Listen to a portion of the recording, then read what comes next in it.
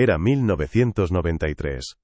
Un año que para el mundo seguía su curso con la indiferencia de siempre, pero que para la familia Rojas se había detenido en seco, congelado en el instante en que la selva del Manu, en Perú, decidió no devolver a uno de los suyos.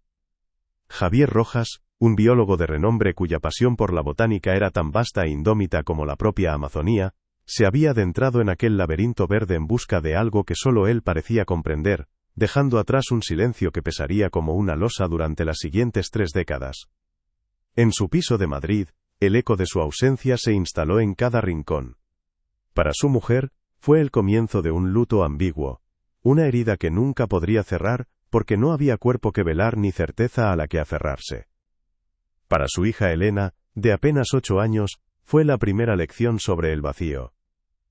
No entendía de expediciones ni de descubrimientos científicos. Solo entendía que la mano que la ayudaba a atarse los cordones, y la voz que le contaba historias de criaturas fantásticas antes de dormir, ya no estaban. El mundo se había convertido en un lugar inmenso y aterrador, y la selva, en un monstruo que se había tragado a su padre.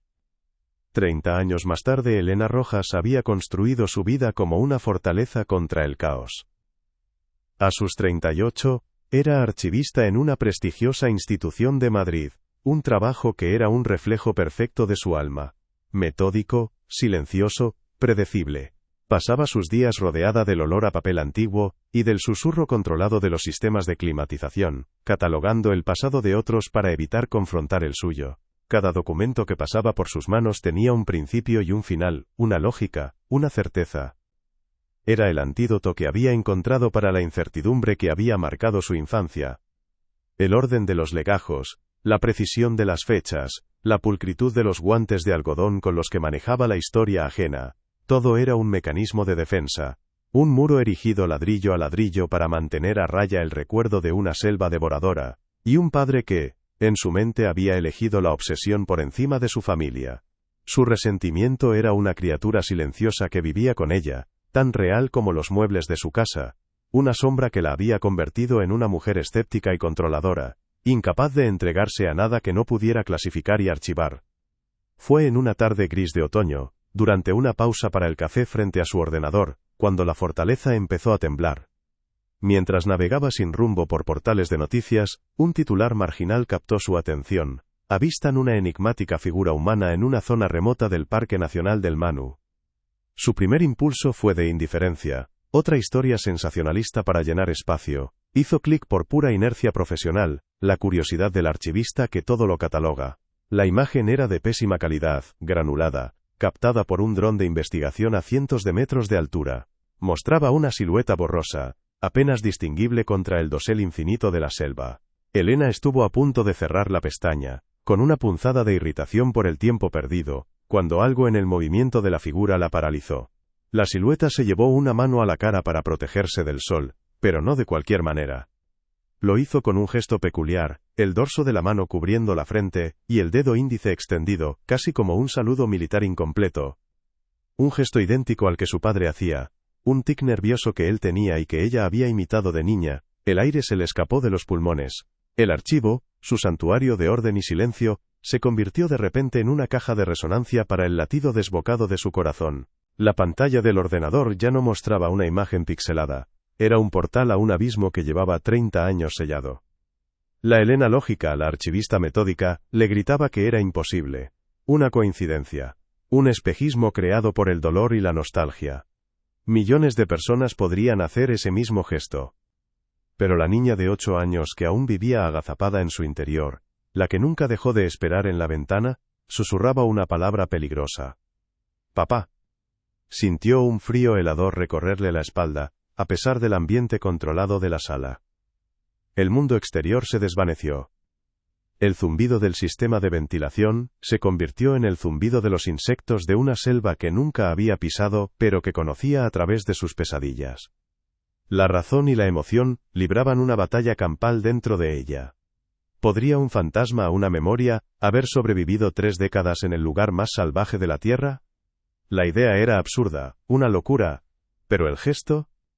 Ese gesto era un código privado, una pieza de un lenguaje perdido entre un padre y una hija, y acababa de llamar a su puerta desde el corazón de las tinieblas. Antes de sumergirnos de lleno en esta historia, me encantaría saber desde dónde la estáis siguiendo. Es una alegría inmensa saber que estas historias pueden tocar corazones en tantos lugares diferentes.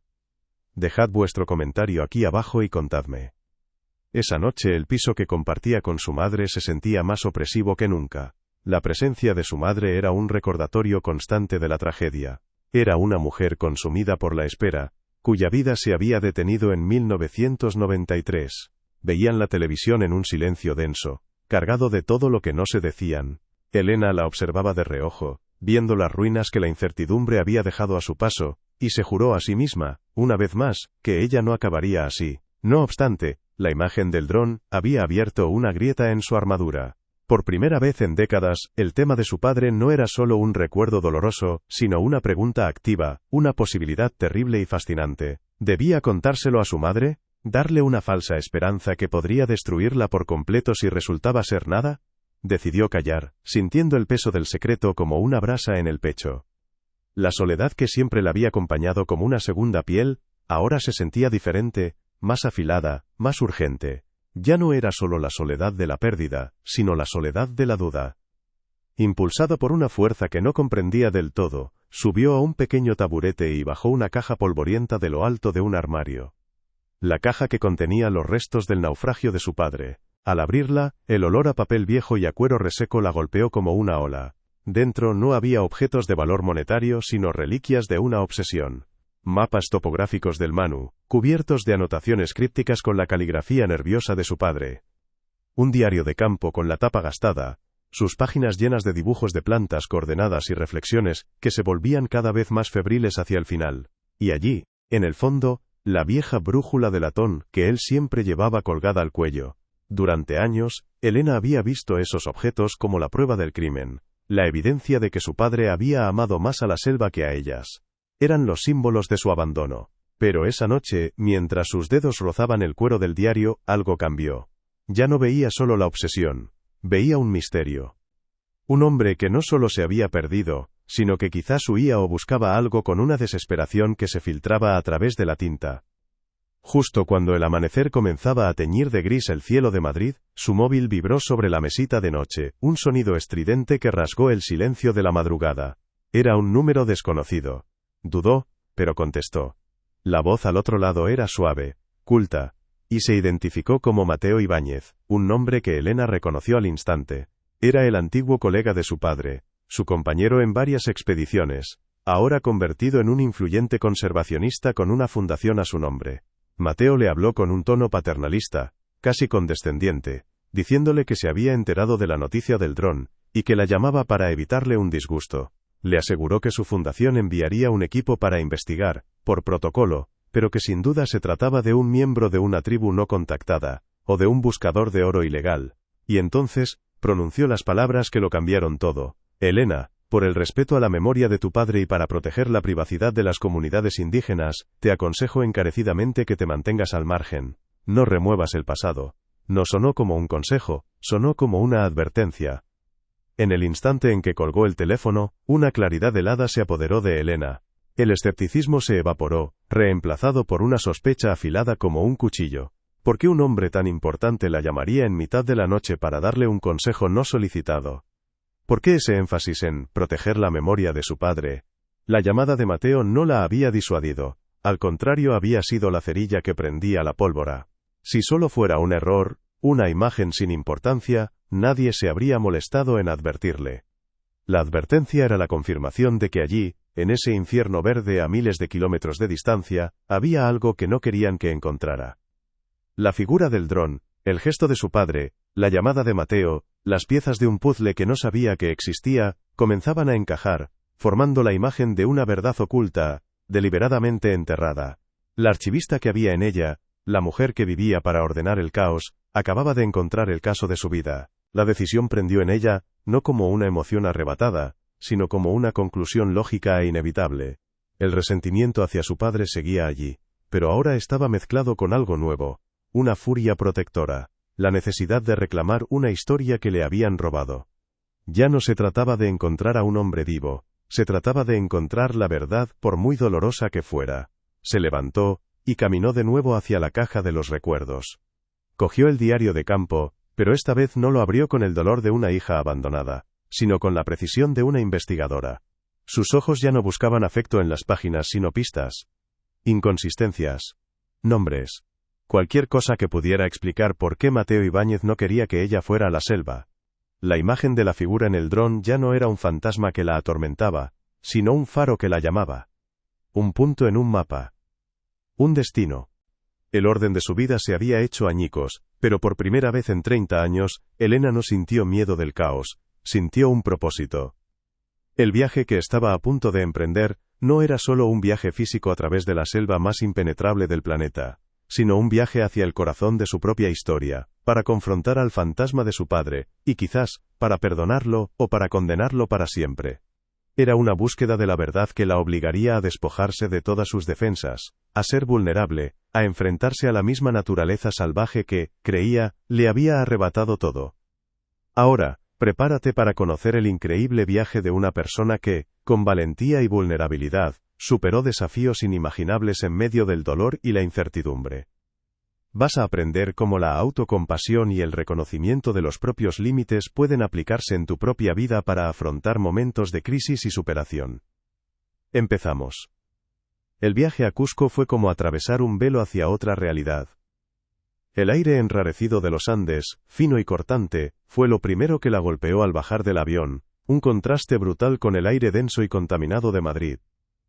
Cada bocanada era un esfuerzo, un recordatorio físico de que estaba en un territorio ajeno, a una altitud que su cuerpo no comprendía. La ciudad la recibió con una mezcla de belleza colonial, y una energía ancestral, que parecía emanar de las mismas piedras incas sobre las que se erigía. Pero Elena no estaba allí como turista. Sus ojos no se detenían en los coloridos mercados ni en la majestuosidad de las plazas. Buscaban grietas, sombras, las oficinas gubernamentales donde comenzaría su verdadera batalla. Sentía el peso de 30 años de silencio sobre sus hombros, y la altitud no hacía más que amplificar la sensación de asfixia, como si el propio aire se negara a darle la bienvenida a la tierra que se había tragado a su padre.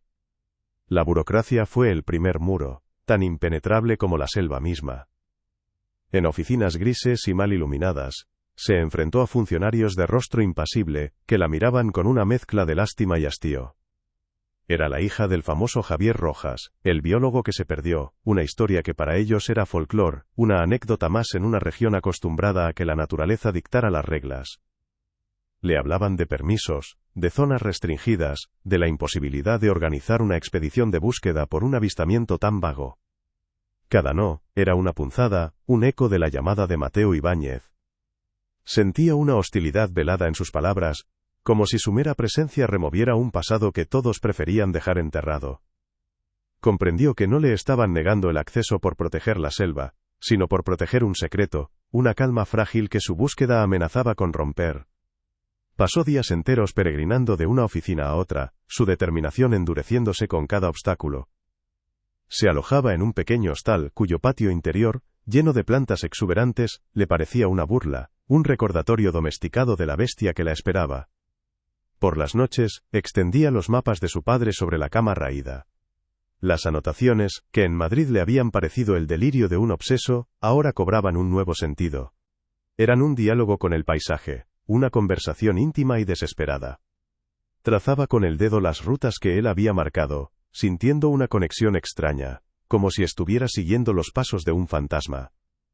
El resentimiento que había albergado durante toda su vida comenzaba a transformarse en algo más complejo, una curiosidad febril, la necesidad imperiosa de entender al hombre detrás del mito y del abandono. Finalmente, su persistencia dio un fruto amargo. En una cantina polvorienta en las afueras de la ciudad, donde los guías y porteadores se reunían al final del día, encontró a un hombre llamado Kael. Era mayor, de piel curtida por el sol, y ojos que parecían haberlo visto todo, recordaba a su padre. No con admiración, sino con una especie de respeto cauteloso. Tu padre era un hombre que escuchaba más a las plantas que a las personas, le dijo, su voz grave como el rumor de un río. Buscaba algo que la selva no quería entregar. Al principio, Kael se negó a llevarla. Era una locura, un suicidio. Pero Elena le mostró el diario, las últimas páginas, donde su padre describía con creciente paranoia, cómo sentía que su expedición estaba siendo saboteada, cómo desconfiaba de su propio compañero. El nombre de Mateo Ibáñez no estaba escrito, pero las iniciales MI aparecían una y otra vez, rodeadas de signos de interrogación. Al verlas, la expresión de Kael cambió. Aceptó, no por dinero, sino por una vieja deuda de honor que nunca explicó. Formaron un equipo minúsculo y precario, ella, Kael, y dos porteadores jóvenes y silenciosos que parecían comunicarse más con miradas que con palabras. La entrada al Parque Nacional del Manu no fue un acto formal, sino un cruce invisible. Un momento estaban en el último puesto de control, un lugar que olía a gasolina y a civilización, y al siguiente, el mundo se había vuelto vertical y verde. El sonido lo invadió todo. Un coro ensordecedor de insectos, el grito de monos invisibles, el susurro constante de millones de hojas. La humedad se le pegó a la piel como una segunda dermis, pesada y opresiva. El aire, espeso y cargado del olor a tierra mojada y a descomposición, era tan denso que parecía poder masticarse. Se sintió empequeñecer, una intrusa insignificante en un reino que no entendía de dramas humanos, un lugar donde la vida y la muerte eran parte del mismo ciclo incesante y voraz. Los primeros días fueron un infierno físico y mental. Cada paso era una lucha contra el barro, las raíces traicioneras y una fatiga que se le metía hasta los huesos.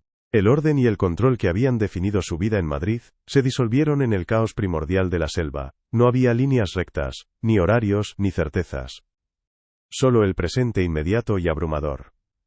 Por la noche, alrededor de una pequeña hoguera que mantenía a raya a las sombras y a los depredadores invisibles, se sumergía en el diario de su padre. Ahora, en el corazón mismo de aquel laberinto verde, sus palabras cobraban una vida aterradora. Leía sobre su fascinación por los asterisco quichua machiguenga asterisco, una tribu de la que se decía que poseía un conocimiento botánico ancestral, capaz de curar enfermedades que la ciencia moderna no podía ni nombrar. Su padre no buscaba oro ni una ciudad perdida, buscaba un saber, una sabiduría que creía que podía cambiar el mundo. A medida que avanzaban siguiendo las coordenadas que su padre había anotado, el tono del diario se volvía más oscuro. La escritura, antes pulcra y científica, se volvía errática, casi febril. Describía la sensación constante de ser observado, no por animales, sino por personas. Mencionaba tensiones crecientes con su compañero, al que acusaba de querer apropiarse de sus descubrimientos, de tener intereses que no eran puramente científicos. Mira el bosque y solo ve recursos. Yo veo un santuario, había escrito en una de las últimas entradas. Elena sintió un escalofrío. La advertencia de Mateo Ibáñez ya no era una sospecha. Era la continuación de una traición que había comenzado 30 años atrás, en ese mismo infierno verde. La búsqueda de su padre se estaba convirtiendo en la persecución de un crimen. El paisaje se volvía cada vez más salvaje, más primigenio. Kael navegaba por la espesura con una intuición que a Elena le parecía sobrenatural. Leyendo señales en las ramas rotas, en el vuelo de un pájaro, en el olor del aire. Ella por su parte se sentía cada vez más despojada de su identidad. La archivista de Madrid se desvanecía, reemplazada por una criatura más instintiva, más alerta. Sus sentidos, atrofiados por la vida urbana, se agudizaron. Aprendió a distinguir el sonido de una serpiente, deslizándose entre la hojarasca del susurro del viento. El miedo seguía ahí, un nudo constante en el estómago, pero ahora estaba mezclado con una extraña sensación de pertenencia. Como si una parte de ella, la parte que había heredado de su padre, estuviera despertando de un largo letargo. Una tarde, mientras se abrían paso a través de un denso cañaveral, Kael se detuvo en seco. El aire se había vuelto extrañamente silencioso. Delante de ellos, en un pequeño claro, se encontraban los restos de un campamento. El tiempo lo había devorado casi por completo. La lona de una tienda de campaña se había desintegrado en jirones verdosos, fusionada con el suelo del bosque. Herramientas de metal yacían cubiertas por una gruesa capa de óxido, como huesos de un esqueleto prehistórico. Era un lugar fantasma, una cicatriz en el paisaje que gritaba abandono y tragedia. Elena sintió que el corazón le daba un vuelco. Sabía, con una certeza que le heló la sangre, que aquel era el último lugar donde su padre había sido un hombre del mundo exterior. Se movió por el claro como si pisara un terreno sagrado y profanado a la vez. Sus dedos rozaron una cantimplora abollada, una bota solitaria cuya piel se había acartonado hasta parecer madera. Eran reliquias de una catástrofe silenciosa. Mientras los porteadores aseguraban el perímetro, nerviosos, Elena se arrodilló junto a lo que parecía el centro del campamento.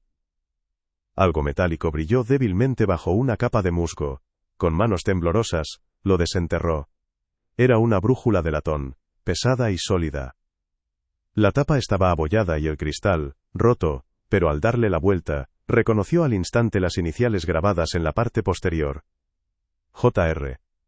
La misma brújula que había visto en las fotos de su infancia, la que siempre colgaba del cuello de su padre. Sostenerla era como sostener la última prueba tangible de su existencia, un objeto que había presenciado su final. La pena la golpeó con la fuerza de un ciclón. Se abrazó a la brújula, un sollozo seco escapando de su garganta. Todo su resentimiento, toda su rabia, se disolvieron en un dolor puro y abrumador. Había muerto allí, solo, abandonado a su suerte en medio de la nada. La historia que se había contado a sí misma durante 30 años parecía confirmarse de la forma más brutal. Se sintió culpable por haberlo odiado, por no haber intentado comprender la pasión que lo había llevado a aquel lugar. Kael se acercó y le puso una mano en el hombro, un gesto de consuelo torpe pero sincero. «Lo siento», murmuró. Elena asintió, incapaz de hablar, las lágrimas cegándola. Parecía el final del camino, la respuesta definitiva y desoladora a su búsqueda. Pero entonces, mientras sus ojos llorosos recorrían el claro una vez más, algo captó su atención. En el tronco de un ceibo gigantesco que presidía el campamento, había unas marcas que no parecían naturales. No eran arañazos de un animal ni cortes de machete. Eran incisiones deliberadas, casi geométricas. Se levantó, secándose las lágrimas con el dorso de la mano, y se acercó al árbol. Las marcas estaban desgastadas por décadas de lluvia y crecimiento de la corteza, pero eran inconfundibles. Era un código. Un sistema de nudos y líneas que su padre le había enseñado de niña, un juego secreto que llamaban el lenguaje de los árboles. Nadie más en el mundo podía conocerlo. Su corazón empezó a latir con una violencia que le cortaba el aire. Con los dedos temblorosos, siguió las líneas, descifrando la secuencia. Su mente, la mente de la archivista entrenada para encontrar patrones, trabajó a una velocidad vertiginosa, conectando los símbolos con las letras que representaban. Le tomó varios minutos, porque la incredulidad luchaba contra el reconocimiento. Finalmente, leyó la frase completa, grabada en un portugués rudimentario que su padre a veces usaba en sus notas de campo. «Não estou sozinho. Eles, PROTEGEM. No estoy solo. Ellos protegen». El suelo pareció desaparecer bajo sus pies. Su padre no había muerto en ese campamento. Había sobrevivido. Había estado consciente, lúcido, y había dejado un mensaje sabiendo que, quizás, algún día, la única persona en el mundo que podía entenderlo lo encontraría. En ese momento, mientras la respiración finalmente volvía a su pecho, se preguntó si el miedo la abandonaría algún día. Es en esas horas cuando uno descubre una fuerza que ni siquiera sabía que tenía, ¿verdad? Si alguna vez has sentido algo parecido, sabes de lo que estoy hablando. El shock inicial dio paso a una oleada de adrenalina, y a una claridad mental feroz. La historia había cambiado por completo. El misterio ya no era dónde había muerto su padre, sino, por qué había fingido su desaparición, quiénes lo protegían, y de qué. La brújula rota en su mano ya no era un símbolo del final, sino una pista falsa, quizás dejada deliberadamente. El hombre que había grabado ese mensaje no era una víctima, era un superviviente que había tomado una decisión. El ambiente en el pequeño grupo se cargó de una nueva tensión. Kael miraba las marcas en el árbol con una mezcla de asombro y temor. Los porteadores susurraban entre ellos en quechua, lanzando miradas furtivas hacia la espesura, como si esperaran que algo o alguien emergiera de entre los árboles. La selva ya no se sentía como un adversario neutral, sino como un lugar habitado por secretos y voluntades ocultas. Elena se dio cuenta de que no solo estaban siguiendo el rastro de un hombre desaparecido, sino que se estaban adentrando en un territorio que estaba siendo activamente protegido. La figura del dron ya no era un fantasma, era un guardián, y ellos, sin saberlo, acababan de llamar a su puerta. Con el mensaje del árbol como nueva brújula, la expedición cambió de naturaleza. Ya no buscaban un lugar sino una respuesta. Kael, ahora completamente comprometido con la causa, se volvió aún más cauteloso. Insistía en moverse con un sigilo casi absoluto, en borrar sus huellas, en acampar en lugares resguardados y sin hacer fuego. La sensación de ser observado se intensificó, convirtiéndose en una certeza. A veces, Elena creía ver un movimiento fugaz en la periferia de su visión, o escuchaba el chasquido de una rama que no podía atribuirse a ningún animal.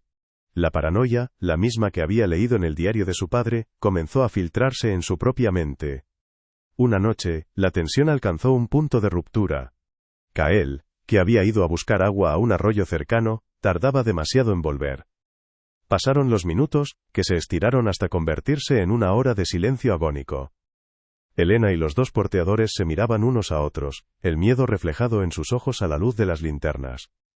La selva nocturna, con su cacofonía de sonidos extraños, se convirtió en una sinfonía de amenazas. Elena se imaginó lo peor, una serpiente, un jaguar, o algo mucho más humano. Se sintió completamente sola y vulnerable, la líder de una expedición fallida, a punto de repetir la tragedia de su padre. El pánico la atenazó, frío y paralizante.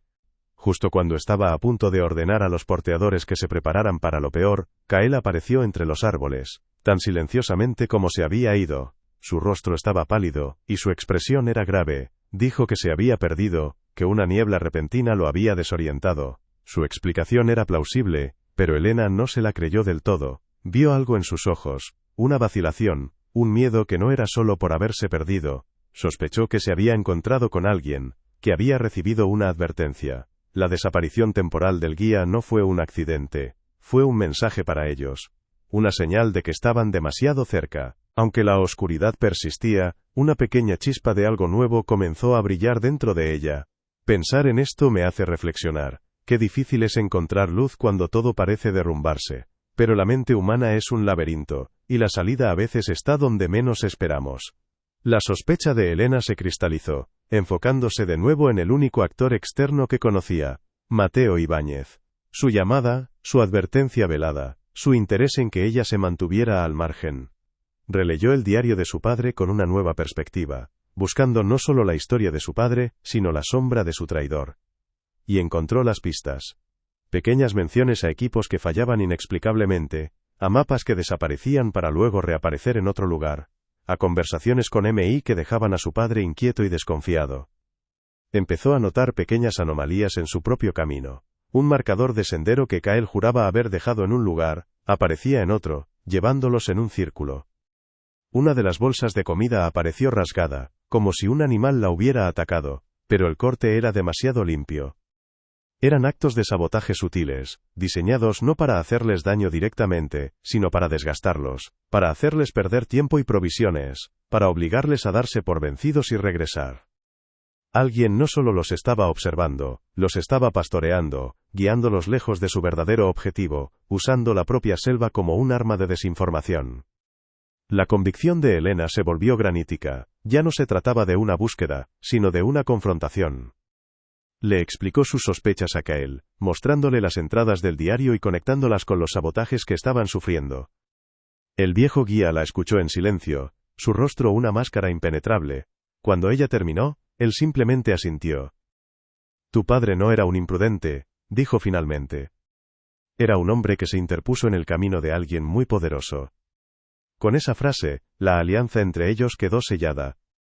Decidieron abandonar la ruta obvia, y seguir un camino mucho más peligroso y directo, basándose en una de las últimas coordenadas del diario, una que su padre había marcado como, el corazón. Impulsada por una mezcla de rabia y una necesidad desesperada de justicia para su padre, Elena se adentró en la parte más densa y desconocida de la selva, con Kael a su lado. Se sentía como si estuviera persiguiendo un fantasma a través del laberinto, pero ahora sabía que el fantasma no era su padre, sino la verdad misma. Ignoró un sendero que parecía prometedor, una trampa obvia, y se desvió hacia una zona de pantanos que el mapa de su padre describía como el velo. Creía que estaba un paso por delante de sus perseguidores, que su astucia, heredada de la mente metódica del archivista, le daría la ventaja. Fue entonces cuando la selva decidió recordarle quién mandaba. El cielo, que minutos antes era de un azul brillante, se oscureció con una rapidez antinatural. Un viento helado barrió la espesura, haciendo que los árboles gigantes gimieran como criaturas heridas. Y entonces, el mundo se deshizo en agua. Una tormenta tropical de una violencia inaudita se desató sobre ellos. La lluvia no caía. Se precipitaba en cortinas tan densas que borraban la visión a más de 1 metro de distancia. El estruendo de los truenos era constante, una artillería celestial que hacía vibrar el suelo.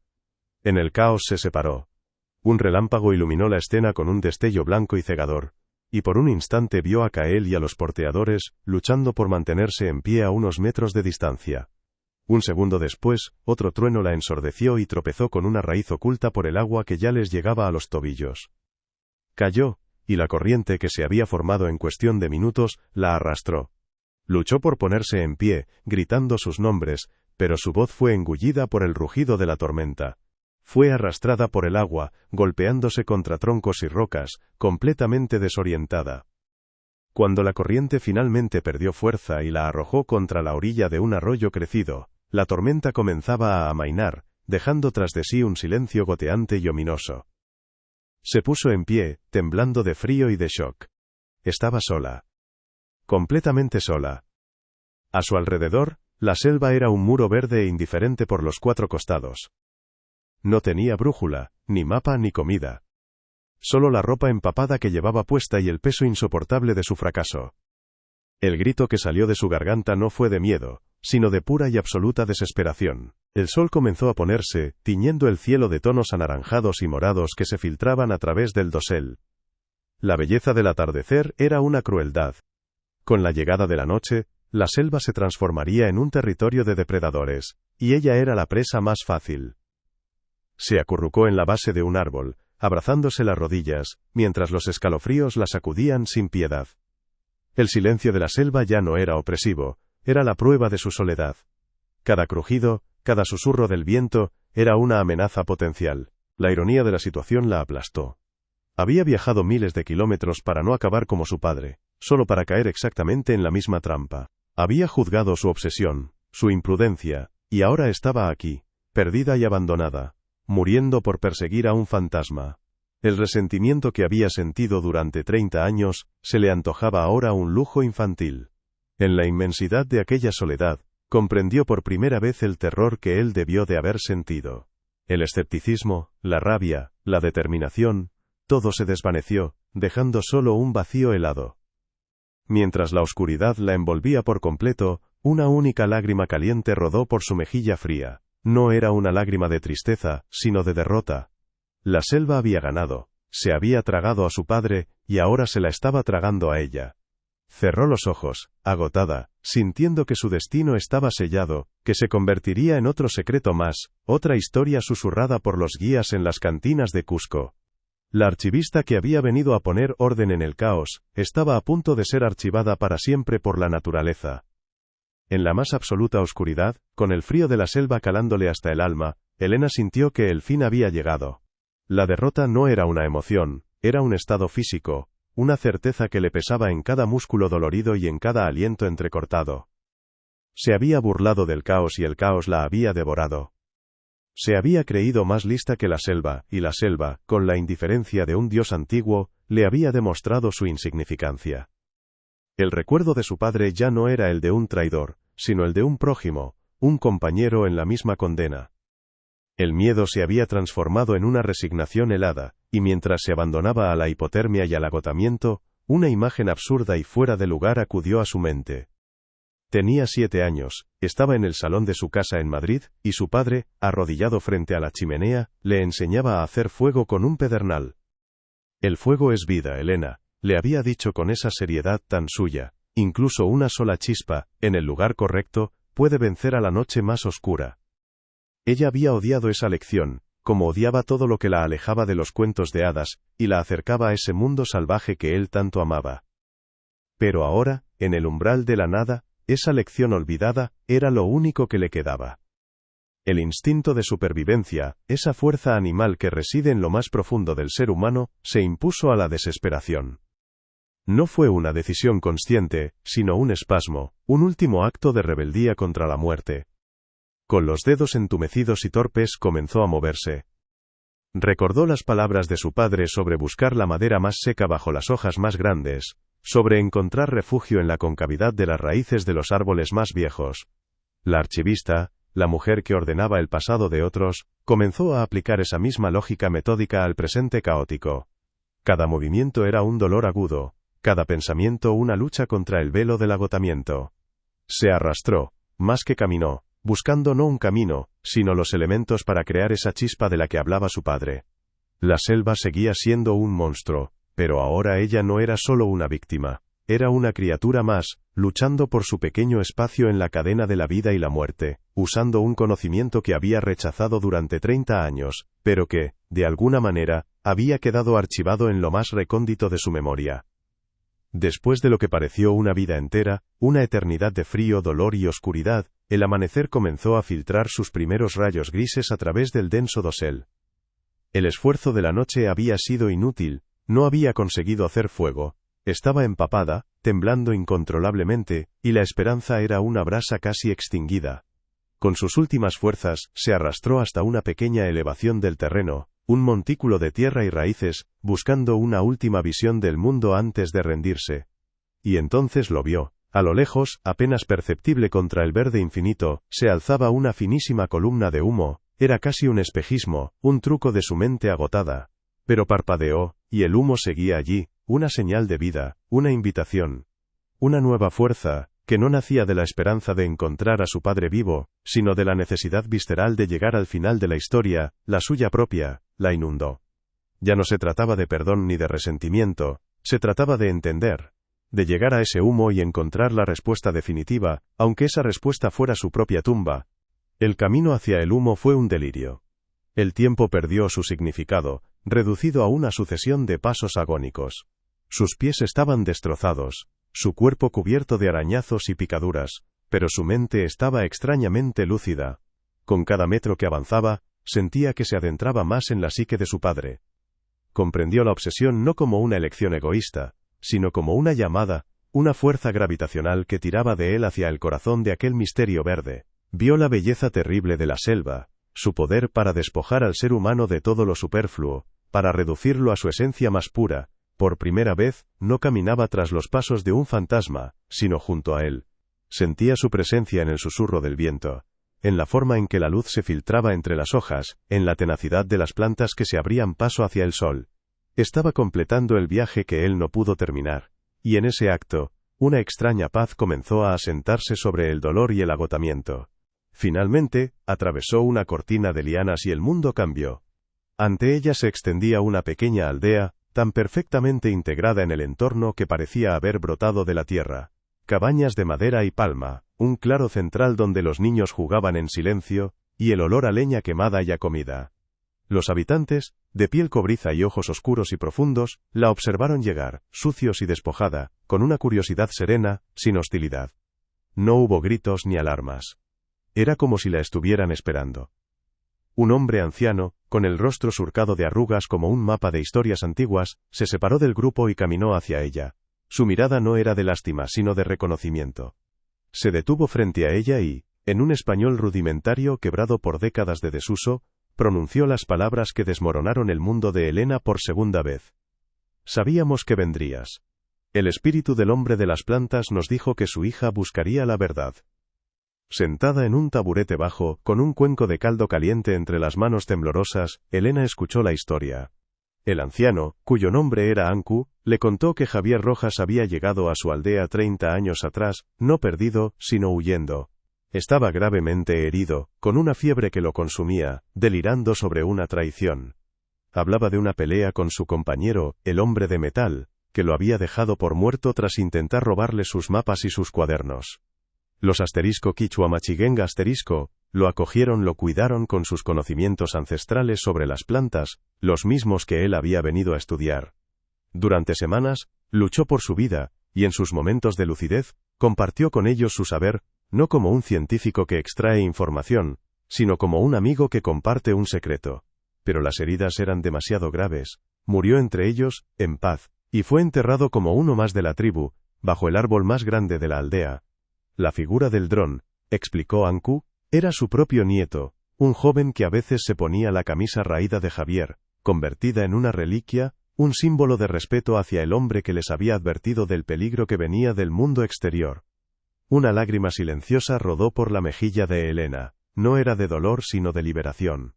El peso de 30 años de una historia mal contada se desvaneció, reemplazado por una verdad dolorosa pero sanadora. Su padre no la había abandonado por una obsesión. Había muerto protegiendo un legado, defendiendo a un pueblo del hombre que ella misma había conocido, Mateo Ibáñez. En ese instante de catarsis, un sonido ajeno y brutal rasgó la paz de la aldea. El rugido de motores de lanchas acercándose por el río. Un terror helado se apoderó de todos. Anku la miró con una tristeza infinita. El hombre de metal ha vuelto, susurró. Y de entre los árboles, armado y flanqueado por mercenarios de rostro impasible, apareció Mateo. Su cara, al ver a Helena sentada en el corazón de la aldea, se contrajo en una máscara de furia y sorpresa. No había venido a buscarla a ella. Había venido a borrar el último cabo suelto de su crimen, la tribu que sabía la verdad. El tiempo se ralentizó. Mateo levantó su arma, sus ojos fríos prometiendo una masacre silenciosa, que la selva ocultaría para siempre. Pero en ese instante, la Helena archivista y la Helena superviviente se fusionaron en una sola entidad. El pánico se transformó en una claridad glacial. Recordó una de las últimas anotaciones en el diario de su padre, una que había descartado como paranoia. Describía una zona de pantanos inestables justo al norte de la aldea, un falso suelo que él había marcado en su mapa con una calavera. «El velo», gritó en un español claro y fuerte señalando hacia la espesura tras Mateo. «El camino del velo es una trampa».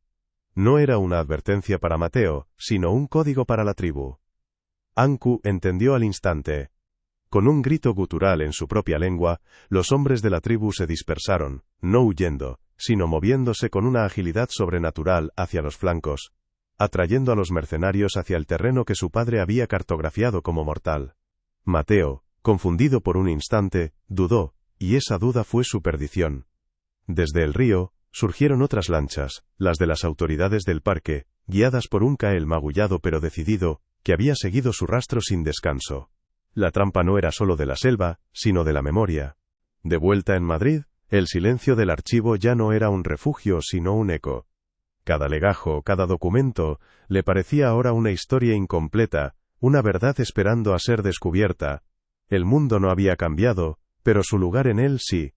Vendió el piso de Madrid, liberando a su madre y a sí misma del mausoleo de la espera, y con el dinero y la herencia de su padre, creó una fundación.